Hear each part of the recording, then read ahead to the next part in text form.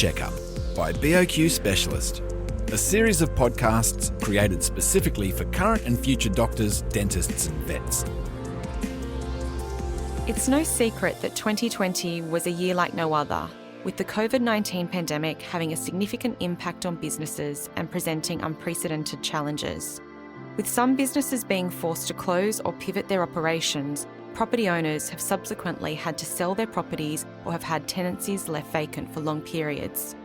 Combined with the surge in demand for medical services, does this present an opportunity for practice owners who are looking to purchase their practice premises? As the saying goes, when one door closes, another one opens. Whether that be the opportunity to purchase your own commercial property or test the waters by taking out a new lease, could 2021 be the year for a new practice venture for you? Hi, my name's Laura Travis and I'm the Commercial Product Marketing Manager here at BOQ Specialist. Today, we are talking about commercial property and addressing a question commonly asked by our clients, particularly in this current environment. That is, should I rent or should I buy my practice premises? To take us through this topic, we've called upon two guest speakers for you today who are both absolute experts in their field. I'd like to welcome Dean Crozier from Health Project Services and Thomas.Wald from here at BOQ Specialist. Welcome, gentlemen. Thanks, Laura. Thanks, Laura. Dean, let's start with you. What do you do? Yeah, sure. I'm the founding CEO of Health Project Services, and we've been providing services to the healthcare sector for over 7 years now. We do this in three main business units, the first one being research, which is all about helping our clients find the right location and understand the pros and cons of those areas. The second is business, so we do strategic planning, financial planning as well, and then property, which is all around property negotiations, leasing and property development advisory. And Tom, what about you? Yeah, so I've been working on the commercial side of BOQ Specialist for about 6 years now, helping doctors, dentists and vets start their own private practice, but also buy into their own private practice, which always ends up with them purchasing a commercial property during some stage of their career. Great. Let's get started. So Dean, what is the Australian commercial property market like at the moment? What are you seeing on the ground? You know, it's really interesting at the moment. Initially, there's been a lot of concerns about businesses folding during COVID-19 and I'm sure there will be a few more that will come through. But I think at large, government has done quite a good job with their stimulus packages. And the interesting thing is we've actually seen a lot of businesses actually strengthen. You know, some of the other factors we're seeing is also that, you know, people have been getting laid off. And because they've been laid off, they've made a decision to go into business for themselves. And all of this is actually driven some growth in the sector, especially properties under the $2 million mark. And in some areas is actually making it quite a tight market to get into for both leasing and purchasing. So off the back of the COVID pandemic, would you say there's an increased opportunity to get into the commercial property market or there's more competition than there was previously? It's going to depend on the marketplace that you're actually looking at. There's certainly going to be some increased opportunities in some areas and there won't be in others. And you're going to find that Australia-wide. It's very hard to give a blanket approach. My suggestion is look at every area on its merit and consider it very carefully moving forward. And what about from a renting perspective? What are you seeing there? Depending on the location, there are some fantastic opportunities. And there are a lot of areas where there is a lot of vacancy. Landlords are keen to get people in to lease their spaces and because of that, they're opening their minds as to how they can do that. And generally the best way is to offer people incentives. And the incentives could be rent-free, it could be fit-out contributions, it could be a whole range of things. We're seeing that there is actually a lot of flexibility from the landlords and that hasn't always been there. So it's certainly an important one to consider. And do you think this has set a precedent compared to pre-COVID times that landlords will need to be more flexible with tenants moving forward? No, I think it's market driven. Landlords are going to try and, from a leasing perspective, they're going to try and squeeze as much as they can out of the tenants. You know, it is an investment for them. They do have a right to consider their investment carefully and they're going to want a market return. So, you know, it's market driven. As soon as there's more activity in the marketplace in these locations, they will lift the rent up. They will tighten up those incentives and not be willing to be so flexible. And I guess specifically the medical, dental, veterinary professions, what are the opportunities there in terms of buying or renting? I'd say there's a case to make for both scenarios. These high vacancy rates are putting businesses under strain, and you're seeing like tendencies such as cafes and restaurants due to the government restrictions causing these kind of businesses to fold or vacate their premises. And landlords know that medical and veterinary businesses are doing quite well. They're considered an essential service. So you're seeing them offer better incentives for these kind of tenants. So you might, whether it's a fit-out contribution or a longer rent-free period, you're seeing them really come to the party. I agree with you, Tom. And just further than that, I think it's really important for our listeners that are healthcare practitioners understand who they are from a tenant profile point of view and their importance to landlords. There's not many landlords that are going to want to turn away a medical tenant because, they, as Tom mentioned, they are a low-risk profile. The name of the game for professional investors like myself, if you're owning property, is to have great tenant profiles within your locations. And if you do that and you have good, strong lease terms that are with a low-risk tenant profile, the valuation of your property will go up. So it's really important if you're in the health sector, know the strength of who you are in the marketplace and don't be afraid to push hard. More specifically, have you seen a surge in the demand for medical properties? Yeah, absolutely. There's been a surge in services that relate to COVID-19 and the treatment of COVID-19, testing centres, pathology, respiratory centres. One would expect, though, that once the vaccinations get rolled out, there'll be less of a need for these properties, and most of these properties have been secured on smaller token leases, so they will slowly phase out, I would assume. It's funny you say that because I do have a number of clients in the GP field that have actually had COVID centres set up as part of their premises or an extension of their premises. So they take up a lease next door just to facilitate the COVID testing centre.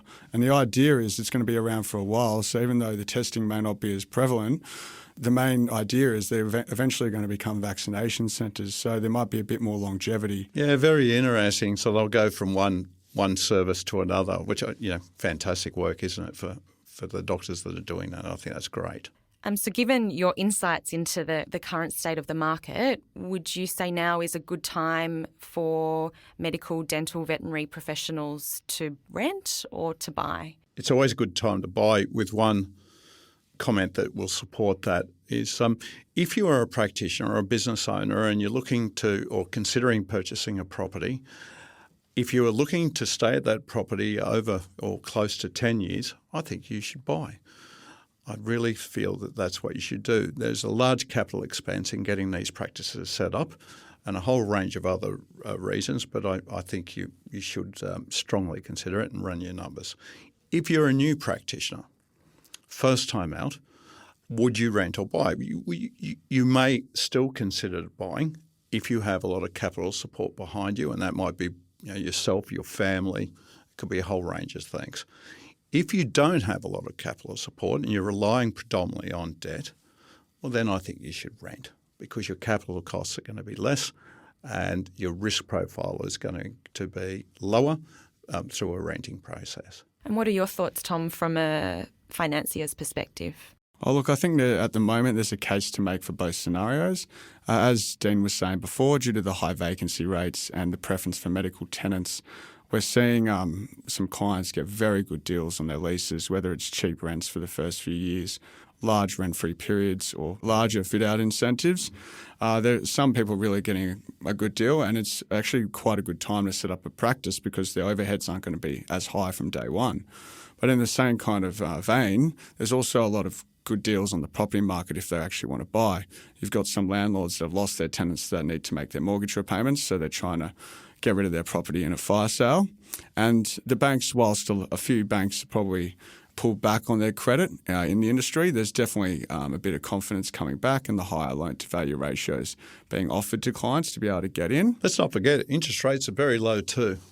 Definitely. And the fact that they're so low and that there is great support from credit to support practitioners in the current marketplace is certainly a large consideration. I mean, our way of managing these things for every client is just the same as run the numbers and see which best works for you. And with the low rates and longer repayment terms, sometimes it ends up being even a rental replacement for the client. Absolutely. So they could be reducing the principal. I agree. And then come out with an asset at the end that's appreciating, which can be really favourable for the business. And then on top of that, their fit out is actually improving their own property. They're not improving someone else's property, so giving their business a bit more security at the end of the day. There was expectation that valuations would be coming under for a while, but that just hasn't seemed to happen. Have you seen it happen at all, Dean? Or? Valuation is a very tricky piece that needs to be considered in the suburbs that we're looking at. I have seen valuation come down in some areas. Yep. And in other areas where they're supported by healthcare tenants, I've seen valuation increase. So, there's both sides of the coin in valuation. I have to agree, because over the last 12 months, I think as a bank, we had concerns because we were doing the 100% loan-to-value ratio loans still in the market, which everyone thought might be dipping. But we found with the owner-occupied tenancies, as long as there was a doctor, a dentist or a vet in there, one of these what you call essential services, the valuations have pretty much been coming on purchase price more or less most of the time. There would have probably been a handful which came in under. But in those cases, that acquisition was always, it made sense for the practitioner at the time, and they were willing to pay a little bit over to get the property. And it's interesting on that too, because, for businesses that are already quite well set up and they've had tenure and they've been running for a very long time, they may be willing, and we've had plenty of clients that are willing to pay over the odds. It kills me inside when we have to pay over the odds, because I'm a born negotiator and I love to get the best possible price every single time, whether we're buying businesses or properties or leasing. However, for some, there is a cost benefit that can be established at certain locations. They will pay over the odds, and it's generally because of presence and profile within the community. The risk of transferal of patient base will be less because it's close. There's a whole range of business reasons why, and I agree. Sometimes you just will pay over the odds to get that key location. So, and again, if you're owning it for 10 years, the chances are that property is going to at least double in that 10-year time frame. So if you paid a smidgen over, but you've got a fantastic cost benefit that is providing your business with larger returns that are going to be going for the next 10 years, from a capital increase point of view, you're probably going to be well, that's safe the thing. A lot time. of the time, the business income will outweigh the returns on the property investment at the end of the day for these kind of professions. So, it's always what works best for the business. Yeah, we just do our approach to looking at these things is we do a cost-benefit analysis. Fairly standard sort of accounting procedure, but it's like anything. Do your due diligence and run the numbers. Let that dictate the pathway. So we've touched on a few of the benefits of purchasing a commercial property in the current market. Just wondering if we could burrow down a little bit more into what those benefits are if I'm a doctor, dentist or vet. You're going to have full control over the property. If you purchase the property, it's your property. You're going to have full control over it. The second point, capital growth. Everyone loves capital growth. It's money for jam. If you're going to be staying there for a long time, as I mentioned before, if you're going to be there for 10 years, chances are it's going to double. You're not having to work too hard to get that increase in value, which is always nice. You can get some passive income through leasing out excess space, which is, again, a great way to service your mortgage and help keep your business costs down. You can also have control over the tenants that are co-locating with you. Later on in your business journey and you're wishing to transition out of private practice, you can always sell the practice, keep the building, and have that passive income as a retirement funding approach. And are you seeing practitioners hold on to the property? Absolutely, and why not? If they're selling their business, if they've got a medical centre, a veterinary, it doesn't matter what it is. If they've built their business up over time, one would assume that they're going to want to sell that business. That'll be sold on to another practitioner. The other practitioner is going to provide, again, another low-risk profile, which is going to maintain valuation. And, is that a good investment compared to any other part of the property sector? Absolutely. Probably one of the best. The only one that you're going to get really, in my opinion, better will be government tenants, which are bulletproof in this country. There's also some other factors, though, too. Some other pros, low interest rates. We've never seen them this low. It's a big consideration. When we're running the numbers on these properties, those low interest rates certainly assist in the decision-making of purchasing more ways than not. And there's also some tax benefits to owning your own property as well. I believe there are often great tax benefits to purchasing a commercial property in your SMSF. Tom, have you seen this become a popular strategy employed by doctors, dentists and vets? Yeah, definitely. We're seeing an increasing amount of doctors, dentists and vets try and buy their practice premises through their self-managed super fund. There's a lot of benefits. One of the main ones is we're in a credit market that's moved from equity to affordability. So a lot of people want to try and use the money that they can't touch to get a property that they wouldn't be able to otherwise. And also it provides an extra security for their business. So it's really a win-win in that regard. It's also a great investment for your super fund when there's a lack of alternatives in the market. You look at state super, a lot of people's super is going backwards or providing subpar returns at best. So to invest in a property that you're going to be paying rent into your super fund, which will then pay the loan instalment, it's almost a no-brainer. As Dean was saying, it's very tax effective to own a property. And then once again, it's even more tax effective to own it in super. You have your rental instalment going into the super. It has to be guided by market parameters, which is usually dictated by the valuation report. That's just the ATO governing it, making sure you don't avoid too much tax. But when you couple these rental instalments with things like non-concessional contributions, which is usually $25,000 per individual in the super fund every year, it's a really good way to build up a healthy retirement fund over your career. There's also further benefits. Probably can't elaborate on them too much, but there are capital gains tax benefits. It's going to be more tax effective when it comes to capital gains tax when selling the property through your super. And this will often depend on whether your fund is in its accumulation phase or the pension phase. You've listed a lot of benefits there to purchasing your practice premises through your SMSF. I suppose there are some limitations to this as well. Yes, whilst it has become increasingly popular, it is quite a tricky transaction, and it's because of this many lenders don't do it anymore. We're probably the only bank in the market still lending to self-managed super funds, and we're doing up to 90% for your doctors, dentists and vets when they want to actually buy their practice premises. There was a lot of concern in the Royal Commission about people using their super to buy investments and then they were bad investments, so effectively losing money. We can lend to the doctors, dentists and vets at these high loan-to-value ratios and continue doing this because we see it as an investment in themselves. They're an essential industry. They're going to be able to get patient growth and they're going to be able to pay the rent and then loan instalment on that property. Limitations in the self-managed super fund industry are guided by something called the SIS Act. And probably the key one to touch on is you cannot change the nature of the property too much or even at all. It needs to be a single acquirable asset and any change you make needs to be considered a fit-out and owned by the operating company, which will be your business. This is a really interesting one. We see this a lot with a lot of our clients that are coming to us and wanting to buy in super. It means that there's no property development. You can't develop that property in your superannuation fund. There are very strict laws around that. And the reason being is that property development comes with risk. Yeah. And on that note, we do see a lot of clients buy their property outside super, make the changes and then look to move the property into their super fund later on. Yeah. So we've covered some of the limitations of purchasing a commercial property in your SMSF. What about outside of your SMSF? What are some of the limitations there? Purchasing a property, there is some limitations. There is certainly more responsibilities. A common failure of new commercial property owners is they're not considering in their long-term costs maintenance for the property and repairs. These buildings need to be nurtured and loved over time. And if you do that, they will take care of you and the valuation will maintain. That consideration up front is very important. You're going to have mortgage repayments, sure. Whether or not that's more or less from rent, well, you'll do that up front and you'll do your due diligence. The other risk, if you're not a sophisticated property player in the marketplace, commercial properties are expensive. Paying over the odds is a really common one. We mentioned this just briefly before. If you're paying over what is considered valuation, it does come at a cost.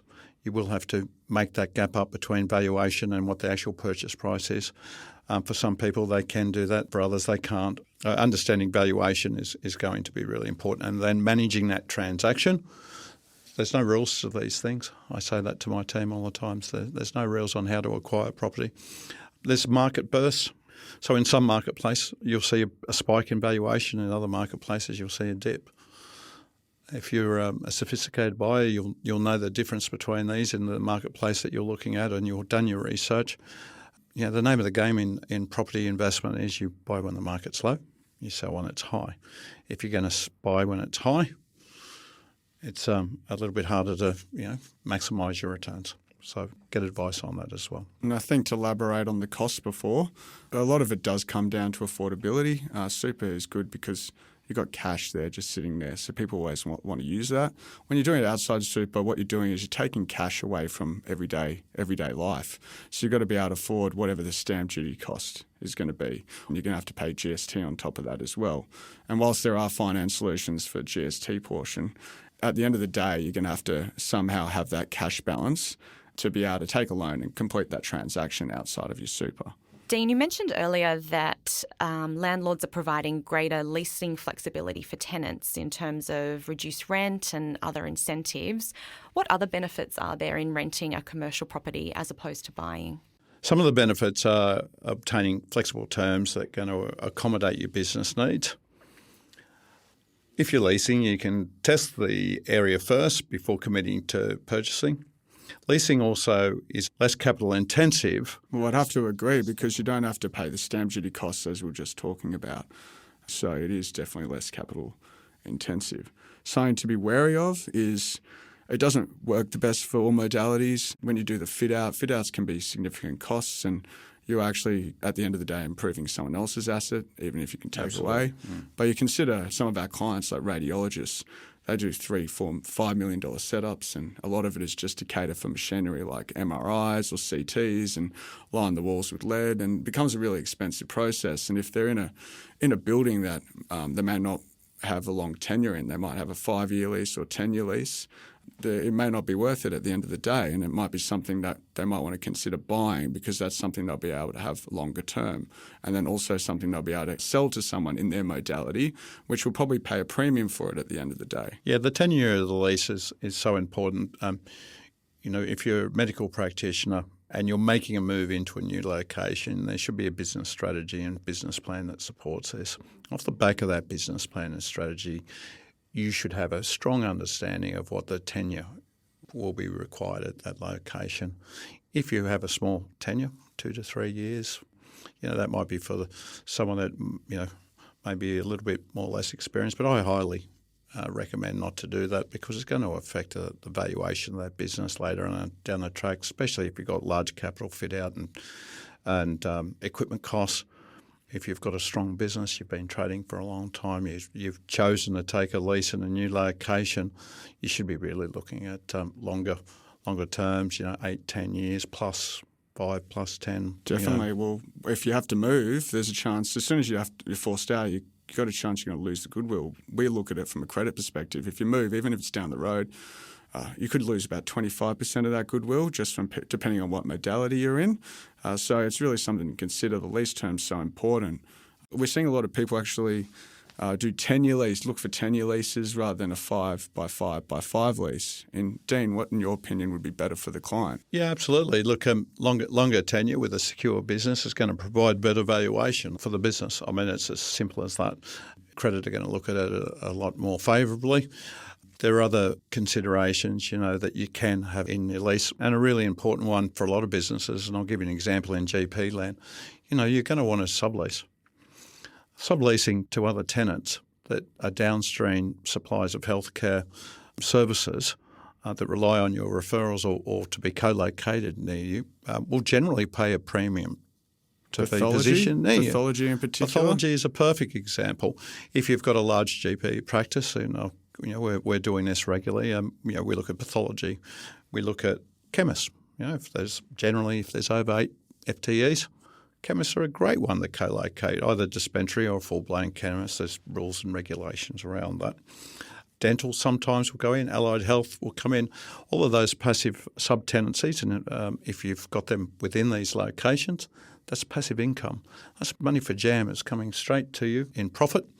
There's no real major cost to it, and it's a great way, again, to add value to your business. Everyone wants a medical hub. They're not after 2 GP practice or 3 GP practice. They want to walk into a medical destinational centre. point in the community. Yeah, totally agree. So you've decided the benefits of renting outweigh those of buying. What factors, Tom, should you consider as a tenant? I think it would be best to approach this question from a credit perspective because at the end of the day, if you're approaching us for finance, these are the questions that our credit team will be asking. So first question is why they have chosen location. Usually we'd hope there'd be a lack of service in the area because we don't want them setting up next to any direct competition. At the same time, you want to look for synergies. So as Dean was saying before, that subleasing requirement where you might be having a dentist and a GP together, there's a lot of cross-referrals there, or even an endodontist next to a dentist. Those kind of synergies work very well for a business, and it makes really good business sense to set up in a location like that. Then we want to know, is the location approved for medical use? And if it isn't, what needs to be done to obtain that approval? Sometimes councils can be pretty tough and it can become very costly to have a suite become medically approved and obtain your DA. And this would often, or even sometimes, just make the project unviable. Yeah, that's a really important factor. And we see that, unfortunately, that a lot of people don't manage this process. And it can be quite tricky. And the big thing that people don't consider is getting the approvals is one thing. Can we get approvals? Yes or no? Second is the timing of approvals. Now, this changes in every council area. There are different rules, regulations, so you need to consider them. Once you've got that information, and then is the property suitable for the business, presence profile, what is the property market doing in that location? If you've got to go in and negotiate a lease, you need to know more about the local property market than the people that's sitting across you in the negotiations. So do your due diligence, do your research. If you haven't done this before and you don't have experience in commercial transactions, hire someone that has. And let's be honest, a lot of the doctors or the dentists or the vets, they can outsource this kind of requirement and make sure they get it right straight up because at the end of the day, they're going to make a lot more than what it costs by seeing more patients and doing what they do and what they're trained for. The interesting thing is that property is the second biggest expense on your P&L. So you would want to set that foundation pretty strong because if you don't, it's going to flow on for the term of that lease. Yeah, and it's because of that just such a cost can be incurred by rent. And as you said, it's the second largest cost on your P&L. Absolutely. My guess would be that's after wages or something like that. Yes, correct. Yeah, but you want to make sure you're set up in the right spot. So we're always wondering how accessible is their location. And this doesn't matter for everyone, but we want to know what the parking is like there. Do they have their own exclusive parks? Are they free for their patients? The number one problem with council, parking, every single time. Yeah, and they've got to have disabled access a lot of the time. And then if you're, for instance, a paediatrician, you want to make sure you're not on the second story up a flight of stairs because you're going to be having patients with prams walk in every day. So you need to be accessible to your clientele. Then you've got things like exposure. Your GPs, your dentists, your physios, your vets, they want great signage. So it might make sense for them to be on a corner block, at least be on a street or near an anchor tenant like a Coles. So they've got the foot traffic to get that general walk-in patient. Now, it might not make sense for someone like a dermatologist or an endodontist who will rely on GP referrals or medical or dental referrals to pay the premium for that square meterage of space that has that exposure because they're not worried about Joe Bloggs walking down the street that might walk into their clinic. They're actually getting referred that business. Yeah, we find our specialists prefer to be located in a commercial building, and I totally agree with that. It's a referral business, and they should be spending their time and effort on building those relations with the referral networks. I think one of the hardest questions is the size of the clinic suitable. It's a hard question because you don't want to start too big, but you also don't want to have any room to grow. With a lot of dental's a good example, but a lot of them, the most successful clinics always start small, so they might have a larger size, call it 120 square metres or 100 square metres, have a 3-chair surgery, fit it out for 3 chairs, only do the plumbing for 1 and put 1 chair in. And it means they've got room to grow. Whilst they have to pay the rent for the whole thing, they don't have that fit-out cost. Yeah, I have to support that comment 150,000% because I don't know how many times we've sat with lovely clients and they've said, Dean, we're going to have a business of this size and this is what we're going to do. So, can you get the team to find me a suitable property to meet our business requirements? And I have a look at that, and I have a few questions. And my common question is, so what happens, when you're successful and you need to grow? Have you considered that? Oh, yes. And I'm going, I've looked at a lot of business cases. I'm not sure that you have. No, I'm happy with that. Okay, fine. We'll go out and we secure a property. 12 months later, 18 months later. Well, Dean, you were right. We have outgrown our premises. Can we consider how to best manage this now moving forward? And that's it's a great thing. Your business is doing well. You're outperforming all your projected figures, but then you've got all of that capital cost and expense and disruption to go through again. It just doesn't need to happen. It's a double-edged sword. Like if you're approaching to move, then your fit-out's suddenly a sunk cost. So then you've got to do another fit-out. That fit-out's not coming with you. You might be able to get the equipment, but that's as good as it's going to get. Yeah, I agree. I totally agree. And then what's the other option? Set up a second site? Managing two sites is definitely much harder than one. The overhead's going up. It's a lot more clunkier potentially. You need different skills totally. The risk flow on. I think it's getting those aspects right at the start, especially like when you're going to consider the credit side of it. But the client should be thinking of that straight away because that's really their business plan on why they're setting up in that specific spot.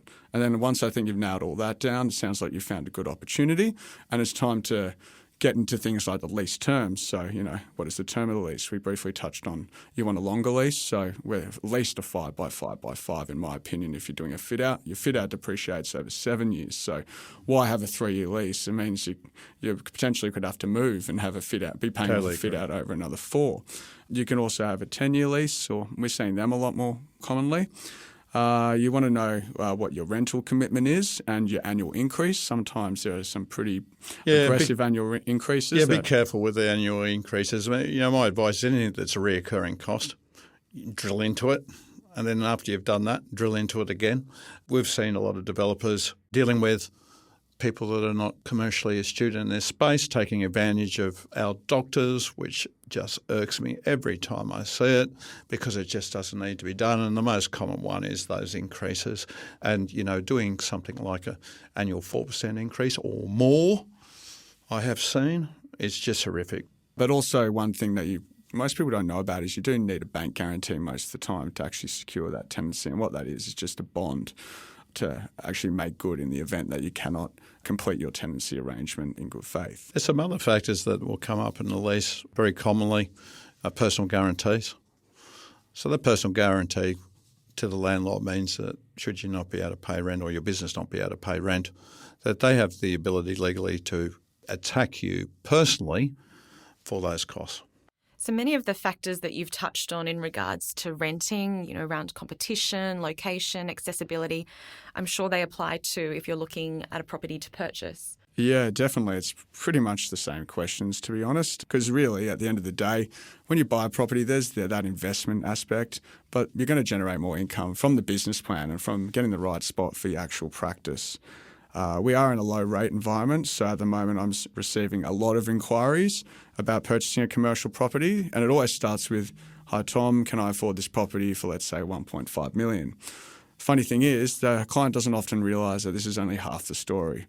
They often miss the fact that they're probably going to be buying a property that's vacant because they want to move in right away. So they've got to pay GST on top of this. That's another 10%. So 1.5 million, they've got to spend another 150 grand. Do they have cash for this, or do they need to take out another loan to meet this requirement? Even more importantly, what fit-out and equipment are they going to require to get their practice up and running? You might get a great deal on the commercial property, but if it's a cold shell, you're going to have to spend much more on a fit-out than if you're taking over an office space or what was a medical suite. And this can impair a practice's cash flow much more drastically. Yeah, there's a lot of risk and due diligence and preparation prior to acquisition is huge. Understanding what you're walking into, talking to your bank. Good thing to do. Get a pre-approval loan before you go out and start putting offers out. And the big steps are, what are the biggest risks? Council approvals. So buy something subject to council approval. Due diligence, you mentioned the costs of moving. There is a whole range of issues that can come through, all of them manageable. I'm not trying to scare anyone away from buying commercial property. I'm a big fan of it. But there's a range of issues that need to be considered. And the big things are your services. Air conditioning. Before you go in and buy a commercial building, have an expert look at the air conditioning. If that air conditioning needs to be replaced and you've got 1,000 square metres of space, you could be looking at a couple of $100,000 problem. Has that been budgeted? Does the bank know about this? I can guarantee probably not if you've gone stepping ahead and fell in love with the property. So deal with experts. If you identify what the risks are, consider who can manage that risk for me, who is qualified to do it, and seek those people out. It could be your fire services. It could be, like I said, air conditioning. It could be just your water, sewer, stormwater. The general condition of the building is the base. Is it structurally sound? And you've got to remember those costs, they've got to be repaid over 7-8 years because you're going to be depreciating that. When you look at a commercial property, you're buying that can be more expensive compared to your fit out because the industry standard for that's 15 years. You do get some lenders that do longer. We do 27, so that's great for the client. It's the rental replacement. But your fit out costs, like some people think they've got a great deal, but if they have to start doing the air conditioning, the water, the fire, it really does add up.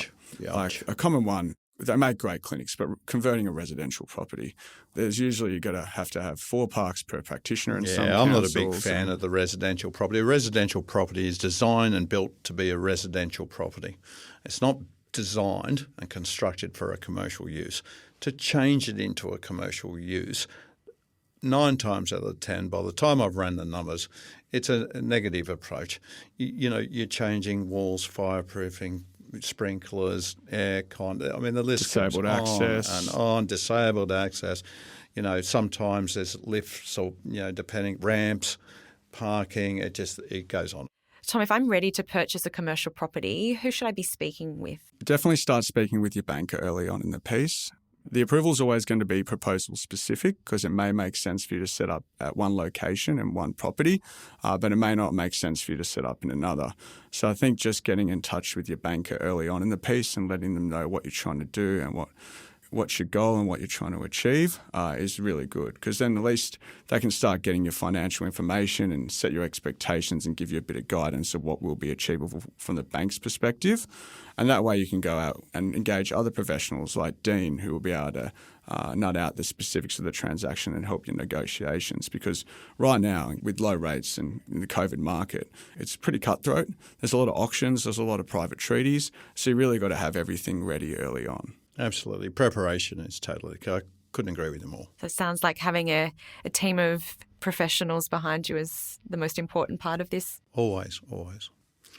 Just as a bit of a side note, if you're a practitioner and you're looking to acquire a property, I'm happy to give a free consultation to anyone that's listening. Let us have a look at it. My key message to everyone is this. Prior to purchasing or leasing a property, stop. Give us a call. We'll have an hour conversation. We'll take a look at what you're doing, why you're doing it, and how you're doing it, and provide you with some high-level advice on the steps to move forward. And similar to Dean, my door's always open. You can always contact me on the phone, and I'm more than happy to chat through any scenarios that you want to discuss and how the bank can help, even if you're not at that stage of leasing or buying and you're just even thinking about it. Yeah, absolutely. Thank you so much, Dean and Tom. You've definitely given our audience a lot to think about when it comes to commercial property. If you have any more questions for either of our speakers, please don't hesitate to reach out to them directly. We'll leave their contact details in the show notes section. Thanks, Dean and Tom. Thank you. Thanks. Please note, when purchasing a property through your SMSF, seek information that the transaction is CIS Act compliant. For more information on finance and banking solutions, please call 1300 131141 or visit boqspecialist.com.au. This podcast is for general information purposes only and not intended as financial or professional advice. It has been prepared without reference to the circumstances of any particular person or business and should not be relied on as such. You should seek your own independent financial, legal and taxation advice before making any decisions.